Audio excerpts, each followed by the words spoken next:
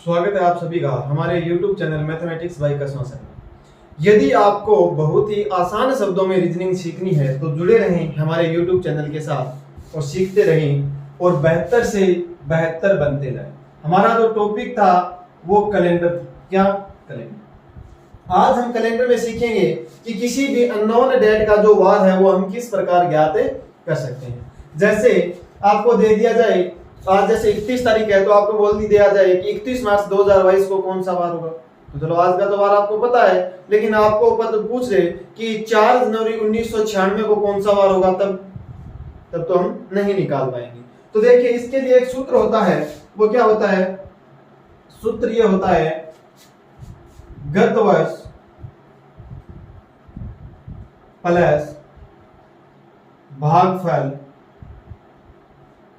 Plus शताब्दी code plus शेष दिन, और इस सभी को जोड़ के हमें भाग कितने से देना है? 7 से भाग दे देना है। अब बात यह है कि गत वर्ष, पहले बात तो यह आती है कि गत वर्ष क्या होता है। तो गत वर्ष जिस सन का आपको वार ज्ञात करना हो, जैसे आपको 1996 का वार ज्ञात करना हो तो उससे पहले गत वर्ष अपन केवल 2 अंक लेंगे। 1995 हो गया, और 1995 के केवल हमें क्या लेने हैं? इकाई और दहाई के अंक लेने हैं। वो हमारा क्या हो जाएगा? गत वर्ष हो जाएगा। तो हमें केवल क्या लेना है? इकाई और दहाई के अंक लेने हैं। तो 1996 सन का वार आपको ज्ञात करना हो तो आप क्या लेंगे? गत वर्ष में 95 लेंगे। तो गत वर्ष की बात होगी। अब बात यह आती है कि भागफल। तो भागफल में आपको करना क्या है? यदि आपको 28 फरवरी से पहले का वार पूछे, यदि आपको 28 फरवरी या 28 फरवरी से पहले का वार पूछे, तब तो आपको गत वर्ष में 4 का भाग देना है, और जितनी बार भाग जाए वो भागफल यहाँ पे लिख देना है। बात यह आती है कि भाई 4 का भाग क्यों देते हैं गत वर्ष में?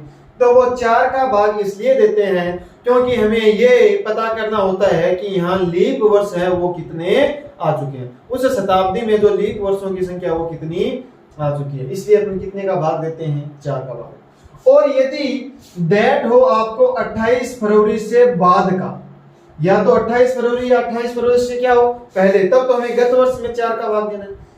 और यदि वार आपको क्या पूछे 28 फरवरी से बाद का, तब आपको करना क्या है? उस सन में 4 का भाग देना है। तो ये बात आपको हमेशा ध्यान में रखना है। तो क्या आ गया हमारा? भागफल। अब बात है शताब्दी कोड का। तो शताब्दी कोड आपको ध्यान में रखना है, मैं लिख देता हूं। जैसे 2001 से 2100 तक, ठीक है। इससे पहले कौन सी शताब्दी आ गई हुई? 1901 से 2000, ठीक। उससे पहले 1801 से 1900 तक, उससे पहले 1701 से 1800 तक, इसके बाद 2101 से 2200 तक, फिर 2201 से 2300 तक, फिर 2301 से 2400 तक। इस प्रकार शताब्दी चलती जाएगी। तो आपको करना क्या है? 2001 से 2100 तक का होता है 0। क्या होता है? 0। कितना होता है भाई? 2001 से 2100 तक का 0 होता है। फिर आपको करना क्या है? फिर आपको करना ये है कि दोनों तरफ 135 लिख दो।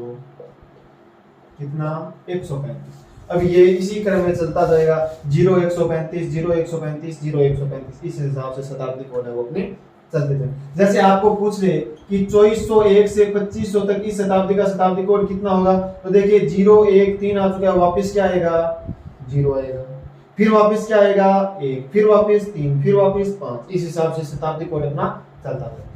यदि आपको पूछ रहे कि भाई 1601 से 1700 तक का शताब्दी कोड क्या होगा, देखो 1 3 5 आ चुका, अब वापस क्या आएगा? 0 आएगा। इसी हिसाब से शताब्दी कोड है वो अपना चलता रहेगा। ये बात होगी हमारे शताब्दी कोड की। अब बात आए शेष दिनों की। शेष दिन, तो शेष दिन वो दिन होते हैं जब आपको मान लीजिए आपको दिया गया हो कि 25 मार्च, 25 मार्च का आपको वार ज्ञात करना है। तो मार्च से पहले कौन सा, उस वर्ष में कौन कौन से महीने आ चुके? जनवरी आ चुका और फरवरी आ चुका। इनकी जो दिन है उन्हें काउंट करना है। प्लस मार्च का 25 है तो आपके 25 दिन हो गए मार्च के। तो मार्च के कितने लिखेंगे? 25। इनके हम कोड भी लिख सकते हैं।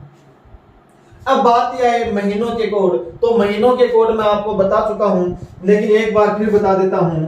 जनवरी, फरवरी, मार्च, अप्रैल, मई, जून, जुलाई, अगस्त, सितंबर, अक्टूबर, नवंबर और दिसंबर। देखिए जनवरी का कोड होता है 3, फरवरी का होता है 0 या 1।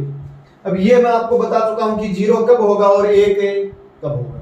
साधारण वर्ष में फरवरी का कोड 0, लीप वर्ष में फरवरी का कोड 1, फिर मार्च का 3, अप्रैल का 2, मई का 3, जून का 2, जुलाई का 3, अगस्त का 3, सितंबर 2, अक्टूबर 3, नवंबर 2, दिसंबर 3। ये अपने महीनों के कोड हो गए। तो ये हो गया हमारा शेष दिन।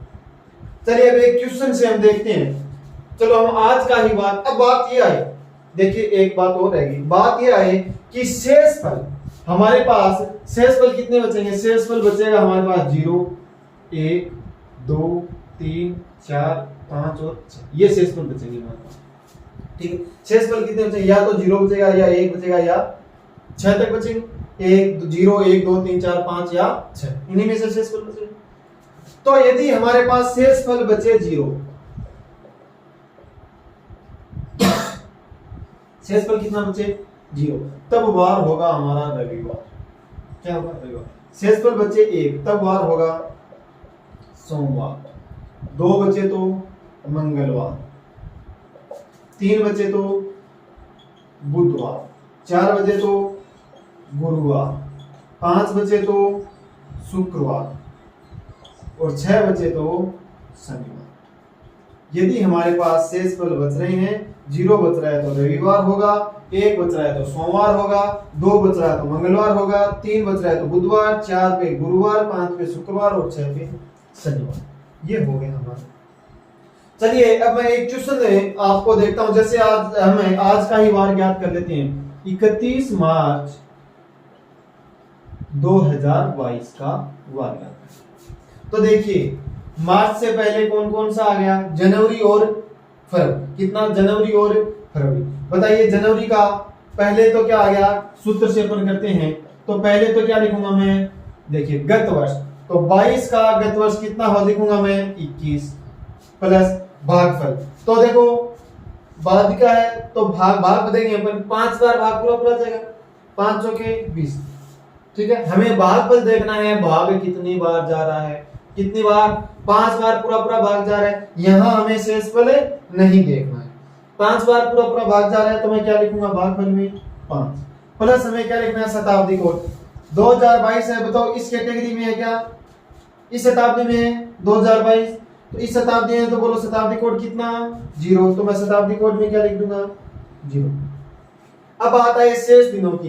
तो शेष दिनों में बताओ मार्च से पहले कौन कौन सा आ गया? जनवरी और फरवरी। बताओ जनवरी का कोड कितना?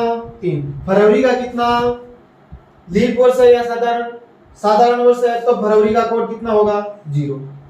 ठीक है, और मार्च के कितने दिन है? 31। यानी शेष दिन हमारे पास कितने हो गए? 3 + 0 + 31। ये शेष दिन जनवरी के, ये फरवरी के और ये हो गया हमारा मार्च के। अब सभी को ऐड कर दीजिए। इसमें भाग कितने का देना है? 7। ठीक है, अब देखिए सभी को ऐड कीजिए। 21 और 5 कितने हो गए? 26। 21 और 5 कितने हो गए? 26। 26 और 3 29। 29 और 1 ये 30 और 30 कितने हो गए? 60। और बट्टा कितना हो गया हमारा? 7। कितना हो गया? 7। अब देखिए इसमें हम भाग देंगे तो भाग कितनी बार जाएगा? 9 × 7 = 63। कितना हो गया? 9 × 7 = 63। ज्यादा हो रहा है। भाग 7 × 7 = 49, 8 × 7 = 56। कितनी बार जा रहा है? 8 बार। और शेषफल कितना बच रहा है हमारे पास? शेषफल बच रहा है 4। शेषफल कितना बच रहा है? 4। 8 × 7 कितना होता है? 56। और शेषफल कितना बच रहा है? 4। 4 शेषफल बच रहा है, बोलो 4 शेषफल में वार कौन सा आएगा? 0 में रविवार, 1 में सोमवार, 2 में मंगलवार, 3 में बुधवार, 4 में गुरुवार। तो आज का हमारा वार क्या है? गुरुवार है। कैलेंडर चेक कर दीजिएगा सभी। और हमारा आज का कौन सा वार आ गया? गुरुवार।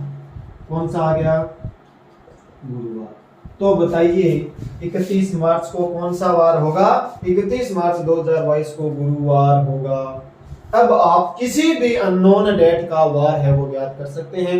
ज्ञात क्या कर, आपको ध्यान में क्या रखना है? ध्यान में आपको शताब्दी कोड रखने हैं। शताब्दी कोड में भी आप केवल 2001 से 2100 तक का कोड 0 ध्यान में रखिए। फिर आगे और पीछे क्या लगाना है? 135 आपको लगाना है, फिर रोटेट होता है। फिर महीनों के कोड कुछ नहीं है। जनवरी में कितने दिन होते हैं? 31 दिन होते हैं। 31 में 7 का भाग दो, 4 बार आता है। शेषफल कितना रहता है? 3। वही क्या हो गया? जनवरी का कोड हो गया। इसी हिसाब से सभी महीनों के हमें क्या है? कोड ज्ञात करना। तो कोड की जगह आप महीने के दिन भी लिख सकते हैं, कोई दिक्कत वाली बात नहीं। कोड क्या है? दिन इसलिए नहीं लिखते क्योंकि वो जोड़ने में थोड़ी दिक्कत हो जाएगी। जैसे 3 की जगह 31 लिख दो तो 31 जोड़ो, इससे अच्छा अपन 3 ही लिख दें। ठीक है, तो 31 में 7 से भाग देंगे, शेषफल कितना बचेगा? 3 बचेगा। इसलिए मैंने क्या लिख दिया? 3। इसी हिसाब से सभी महीनों की कोड है। अब बात है भागफल। तो क्या करना आपको? गत वर्ष में 4 का भाग देना है। जितनी बार भाग जाए वही हमारा क्या हो जाएगा? भागफल। शेष दिन की बात हो चुकी है। शताब्दी कोड में आपको बता चुका हूं, ये शताब्दी कोड है। गत वर्ष दिए गए वर्ष के ठीक पहले का वर्ष, जिसके हमें केवल इकाई और दहाई के 2 अंक लेने हैं। तो अब आप ज्ञात कर सकते हो किसी भी अननोन डेट का जो वार है वो आप ज्ञात कर सकते हो। ये बात आपको ध्यान में यदि है तो। धन्यवाद, आज के लिए इतना ही। बाकी चर्चा करते हैं हम अपनी अगली क्लास में। जुड़े रहें हमारे YouTube channel mathematics by Kasma sir के साथ। और यदि वीडियो पसंद आया हो तो like, comment, share and subscribe जरूर करें। बहुत बहुत धन्यवाद। Best of luck.